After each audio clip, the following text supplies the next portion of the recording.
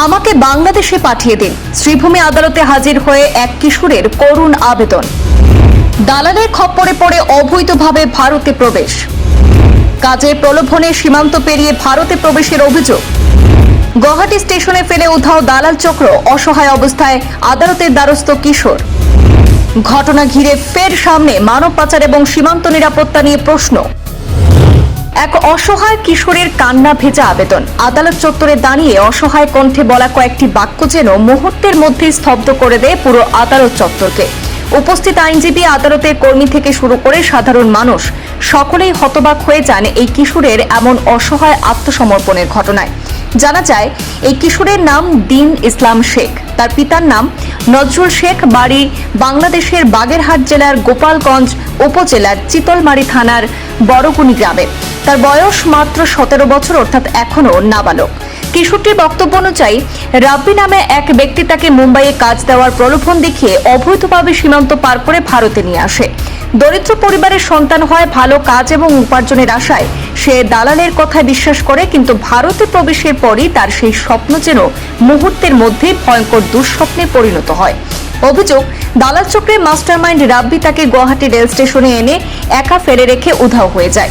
এদিকে তার কাছে না ছিল টাকা, না ছিল কোনো পরিচিত মানুষ, না ছিল দেশে ফেরার কোনো উপায়। এক অচেনা দেশে সম্পূর্ণ অসহায় অবস্থায় দিন কাটাতে শুরু করে সে। পরে কোনোভাবে ট্রেনে চড়ে প্রথমে শিলচরে পৌঁছায় কিশোরটি। সেখান থেকে সীমান্তবর্তী শ্রীভূমি জেলার কালীবাড়ি রোড এলাকায় আসে।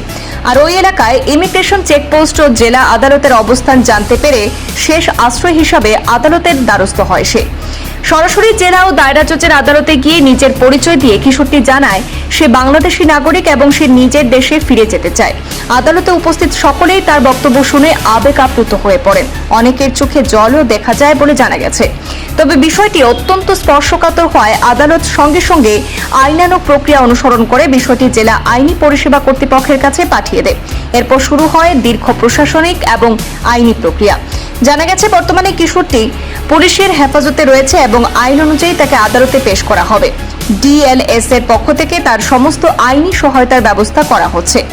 আইনজীবী ততিউর রহমান পাঠিকর জানিয়েছেন, আমাদের দেশে আইন নাগরিক হোক বা অনাগরিক প্রত্যেক মানুষকে মৌলিক মানবাধিকার এবং আইনি সুরক্ষা দেওয়ার কথা বলে। তাই এই কিশোরের জন্য প্রয়োজনীয় আইনি সহায়তা নিশ্চিত করাই এখন তাদের দায়িত্ব। আর এই ঘটনাটি সামনে আসতেই নতুন করে প্রশ্ন উঠতে শুরু করেছে সীমান্তবর্তী অঞ্চলে সক্রিয় মানব পাচার চক্র নিয়ে। মানে এটা লুরা তাক মানে বেলেগ এজন মানুহ মানে এইটো দালাল বুলি যেতে মানে কামৰ প্ৰলোভন দি তাক বাংলাদেশৰ পৰা ইয়াতে ইণ্ডিয়াত লৈ আহিছে। মানে কোন বৰ্ডাৰৰ ফালে আহিলে মানে সেইটো গম নাপায়। তেতিয়া মানে সি গুৱাহাটী নামাৰ পিছতে সেই যি মানুহে লৈ আহিছিল সেই মানুহজনে তাক এৰি সেইটো পলাই গ'ল, লৈ আহিছিল। সেই মানুহটোৰ নাম হৈছে ৰাব্বি বুলি কয়। সিহঁতৰ বাৰী মানে ঘৰটো হয় মানে বাংলাদেশ। তাৰপিছতে সিটো একা হৈ গ'ল, মানে একো নাজানে ক'ত যাব, কেতিয়া যাব। তাৰপিছত